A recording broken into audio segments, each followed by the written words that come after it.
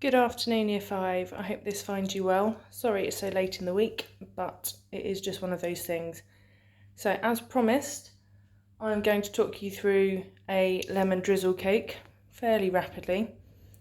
And we're going to start by measuring the weight of 2 eggs. Okay, that is going to be our starting point. So just like with our baking at school, we're going to make sure that our scales are set to 0. We want the weight of 2 of our eggs. So 2 eggs, 122 grams. Now that is going to be the basis of everything else that I measure. So I've got caster sugar, self-raising flour, some baking margarine and some lemons.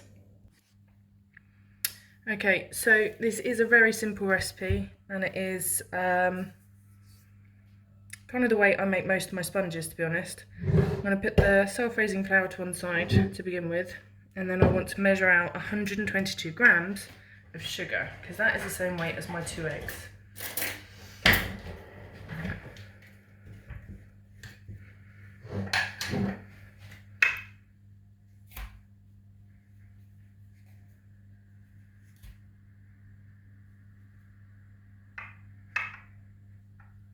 And today, I will admit, because I am in a little bit of a rush, I'm going to cheat and I'm going to put it into a mixer. So I'm just getting rid of all the lumps of sugar. I'll pour it into the mixer.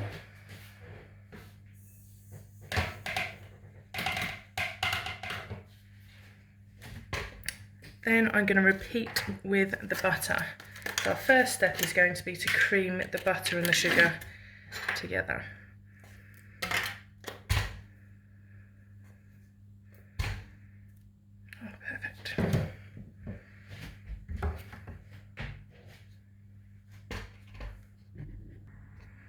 So in my mixer I've got my butter and my sugar, and I'm going to mix those together, which is called creaming. Whilst this mixes quite loudly, I'm also going to be measuring out my self-raising flour. So I'm going to pause the video so you don't have to hear the horrible noise of my mixer, and measure out my flour. So you can of course do this by hand or by hand mixer or whatever you've got handy, but for me I'm going to use the mixer today purely for ease, speed, and to be honest I just want some cake, so I'm in a bit of a rush. Around this point you want to turn on your oven to 180. There is mine going on now. And so your mixture should be, let me show you. So your mixture should look a little bit like this. So all the butter and the cream, ignore that, all the butter and the sugar have been creamed together, okay? The next stage, you're going to add a little bit of flour, and you're going to then add 1 of your eggs. Add a little bit more flour and mix it together. You want to stop it curdling, so that's why we do a little of each at each time rather than just rushing forward to put it all in at once. So I'm going to put a little bit of my flour in and throw it all over my clean worktop.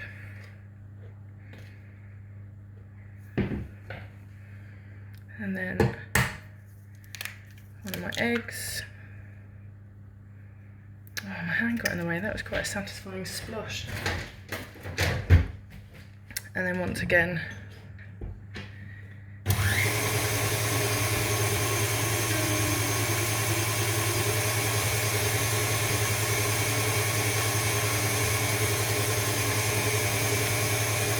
add a little bit more flour in, a bit at a time.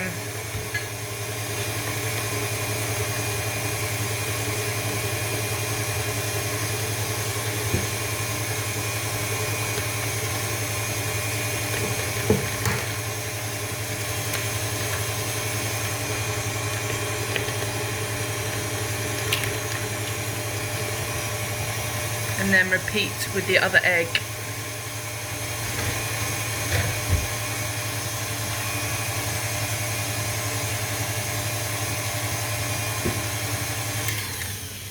ignore the dust.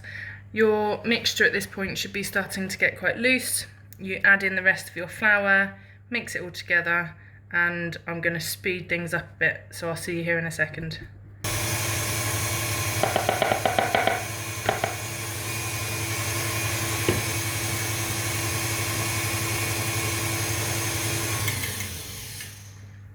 So the important thing to do at this point is not to overmix it too much, because we need our cake to rise. So I'm just going to scrape down all my edges, make sure that I haven't got any massive lumps of flour, because you don't want that either.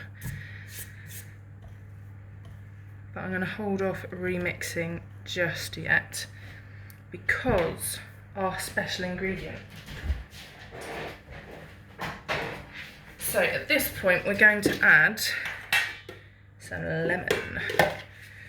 Now, when you're buying your lemons, possibly more aimed at mums and dads rather than you want unwaxed lemons rather than ones with wax on them. So unwaxed lemons, because we want the skin, okay? So give it a rinse. Dry, and then we're going to use a cheese grater on its finest setting. You're going to gently roll your lemon round, being very careful not to grate your fingers or your nails, because that's just gross. We don't want that in our cake.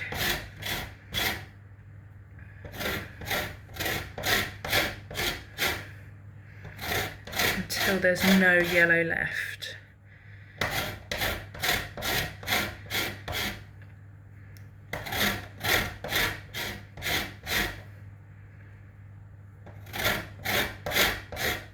So, whilst this isn't the most scintillating of jobs for you to watch, I'll pause the video. Okay, so I've just grated the skin, so the rind, off of 2 lemons. Okay, and I'm just going to pop that straight into my mixture. I like my lemon drizzle cakes very lemony. As you might be able to tell from the amount of rind that I've just popped in. What I'm next going to do is hope that everything doesn't fall over. With a grown-up, you will need a grown-up, because you'll need a sharp knife. Keep your fingers out the way. And you're going to cut 1 lemon in half. Now, looking there, it looks like we haven't got any pips. However, knowing my luck, there will be. So, a way, once you've washed your hands, of doing this is I've got my pot, I've got my hand. Okay, my hands are clean, and I'm simply going to squeeze my lemon into my hand.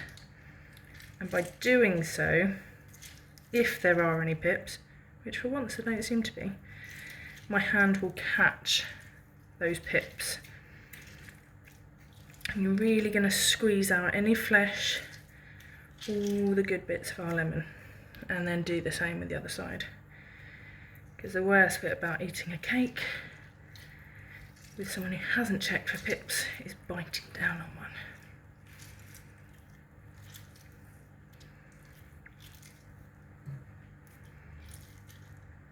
Awesome, no pips. So there's my lemon juice from 1 lemon, and that's going to go straight into my mixture as well. Okay, so I'm now going to give it a quick zhuzh, because you want all that juice and all that rind really mixed up in all of your mixture, because after all, it is a lemon drizzle cake.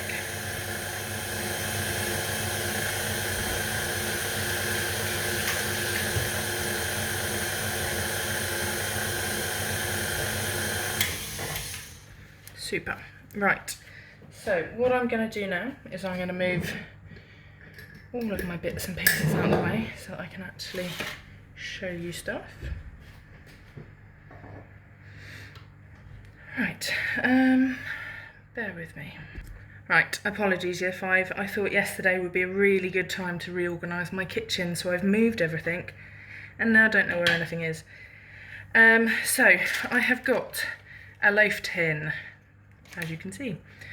And again, slightly cheating, but I happen to have loaf tin inserts, which is made out of greaseproof paper. Again, use whatever container you've got and either line it with greaseproof paper. If not, use some butter, grease the whole tin with butter and then put a little bit of flour in and tap the flour right the way round, and that will help things stop sticking as well. So what I'm going to do, without destroying my spice display that you can't see because it's off camera, is I'm going to get all of that lovely mixture out of,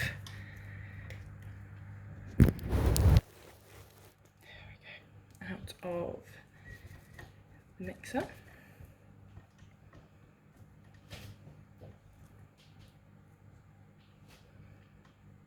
And I spy a lot of lemon rind stuck there, so we don't want to lose that in the washing up process,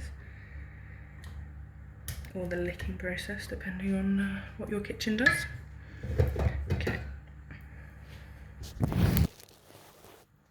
So, got my tin, and because it's got a liner, I don't need to worry about greasing or anything. I'm simply going to pour my mixture in.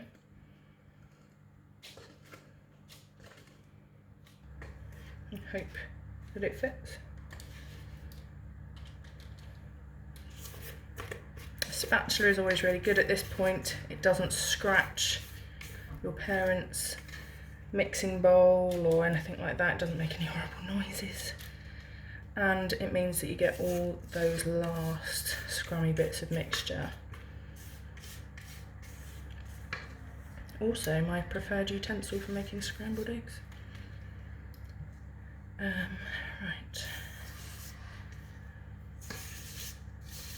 There we go.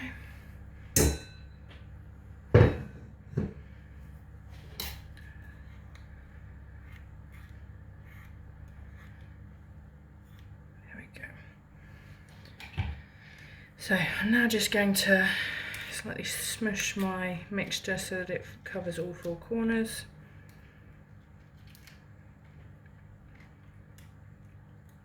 And this is quite a dense cake, so I'd say it probably needs about 40 minutes, but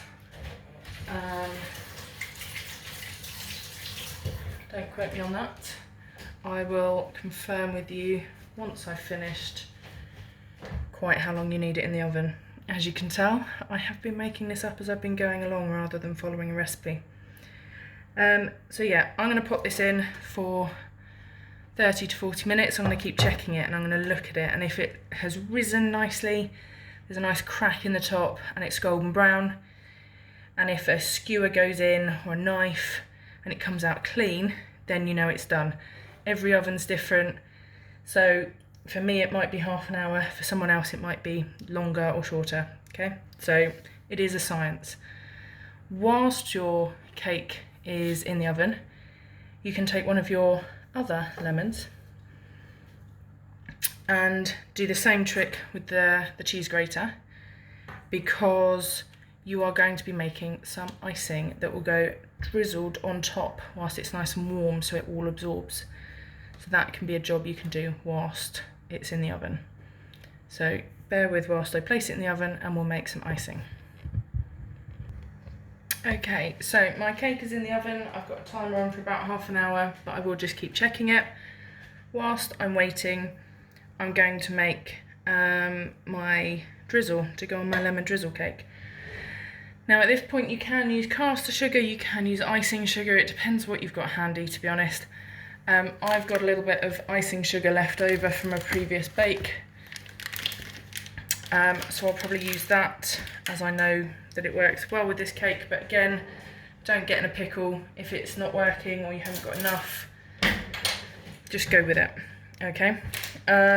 Right, now I have my lemon left over from earlier, so I'm going to use the juice from that one, and then I'm going to use the additional rind from this one. So what I'm going to do to start with is I'm going to take the zest off of this lemon.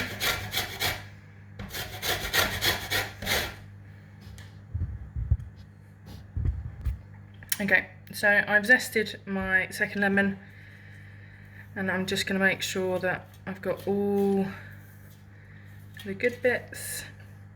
And these are going to be sprinkled on top once I'm done. So I'm going to pop these just to one side and bring my bowl. Okay, once again you'll need a grown up because you'll need a sharp knife to cut your lemon or lemons.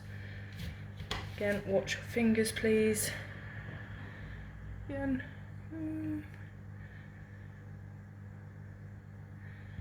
Not sure about any pips. Oh, I can see one there. Right. And then we're going to cut our second lemon. Watching our fingers.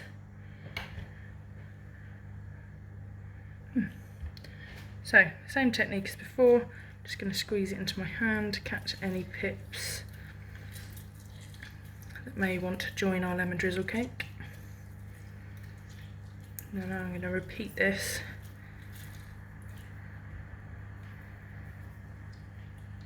the other 3/4. Ah, see? It worked, my master plan. And you all thought I was being silly putting my hand in front of it.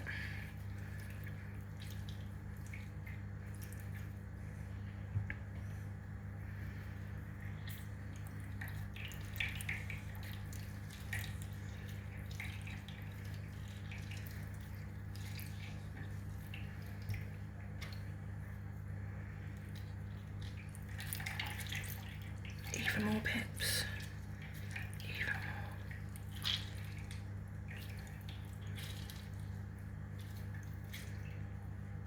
more. Even more.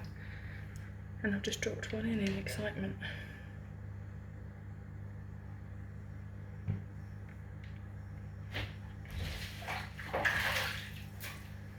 A handy way of getting eggshell out of a mixture, if you've managed to get a little bit of eggshell in, is to actually use the rest of the egg in order to scoop it out. Don't know why it works, but Mary Berry says it does, and I have done it and it works. So going back to my trusty spatula at this point that I've just washed up. Now I'm going to gently add in some icing sugar. Now famously when I say the word gently it always goes the other way. But you can always add, you can't take away.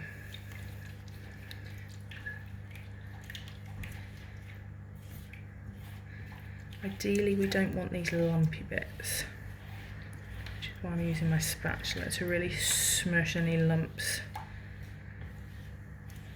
If you really don't want any lumps, you could sieve your icing sugar first, but life's too short.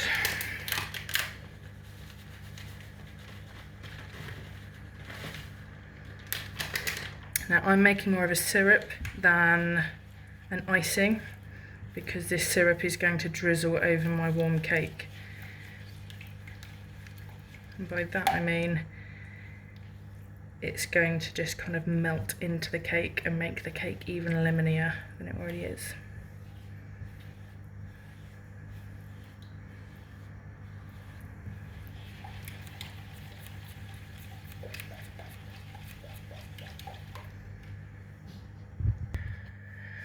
Whilst I'm very impatiently waiting for the cake to bake and keep pausing this video, don't be tempted to open the oven early. Make sure you've got an adult with you when you think the time is right, but until at least half an hour, I'd leave the door shut. Unless it looks like it's burning, keep that door shut, because as soon as you open it, you lose vital heat and then your cake might collapse. So here's to me twiddling my thumbs for a few more minutes, and I will see you back here when the cake is out the oven. So at half an hour I've checked mine and the camera's not focusing very well, which isn't overly helpful, but I will describe it to you. So we've got some crumbs at this point.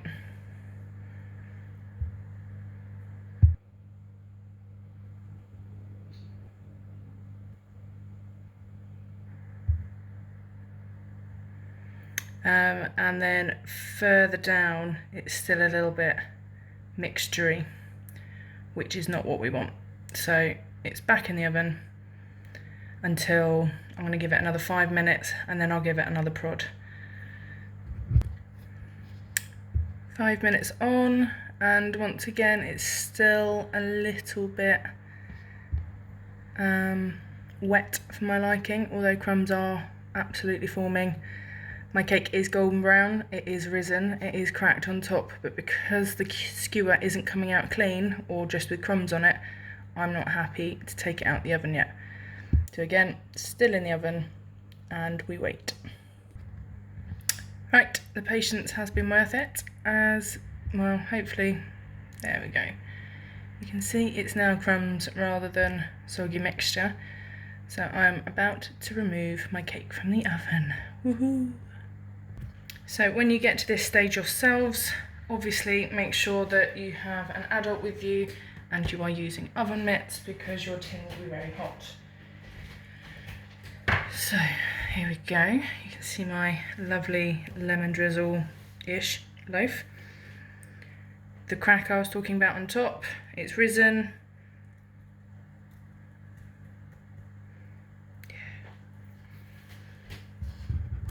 Right, so I'm going to be using my syrup that I prepared earlier. In this video it was merely seconds ago, but in reality it was quite a while ago whilst I've been waiting for this cake to bake. I'm going to use a fork, and I'm simply going to prick all over my cake. Now if you've got a cocktail stick, you can do a pattern or just stick it wherever. The idea of this is that when you pour your syrup, it won't just sit on top, it will ooze into your cake, which is where we get the drizzly bit from.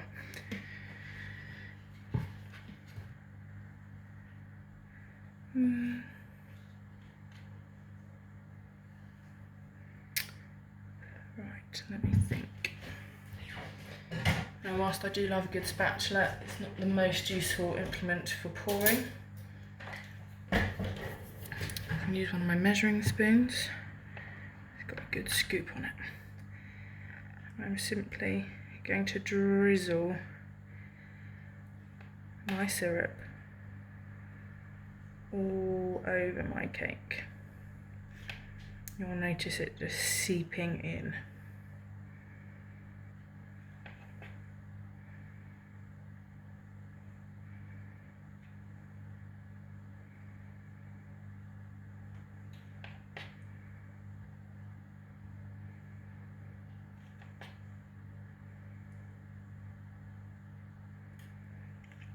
By leaving it in my tin whilst I'm doing this, it kind of restricts some of the mess, as any spare syrup is simply going to go down to the bottom of the tin rather than all over my worktop.